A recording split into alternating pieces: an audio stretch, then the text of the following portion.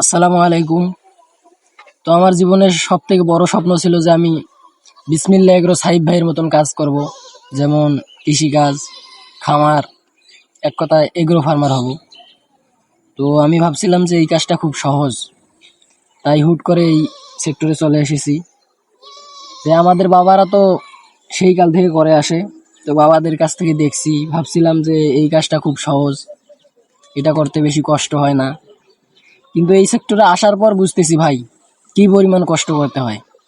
একটা জমির ফসল তুলতে গেলে আপনাকে প্রচুর পরিমাণ কষ্ট করতে হবে। তারপরে শেষ পর্যন্ত দেখা যাবে যে ভালো দামে বিক্রি করতে পারবেন না। আপনার যা পাওয়া দরকার, যেই দাম পাওয়া দরকার ওই দাম পাবেন না।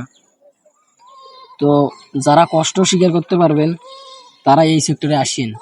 তাছাড়া কেউ হুট করে যে অনেক টাকা, অনেক লাভ, তারা আসিয়েন না। হুট করে আসলে আপনি লস খাবেন। আমার শরীরে জ্বর 3-4 দিন থেকে, তারপরে এই ভুট্টাগুলা শুকাতে হয়। আর আকাশের যে পরিস্থিতি, আকাশের অবস্থা তো ভয়াবহ। এখন মেলাম করে দিতেও ভয় লাগে যে কখন বৃষ্টি আসে, বৃষ্টি আসলে অবস্থা খারাপ। তো আমি বলবো যারা এই সেক্টরে আসতে চান বা এগ্রো ফার্মার হতে চান, তারা যদি কষ্ট স্বীকার করতে পারেন তাহলে আসিয়েন। আর হ্যাঁ, এটা ঠিক, আমি যেহেতু এসেছি, ইনশাআল্লাহ সফল হবই। আল্লাহ যদি চায় আমি এই সেক্টরেই থাকবো, কষ্ট স্বীকার করবো ইনশাআল্লাহ।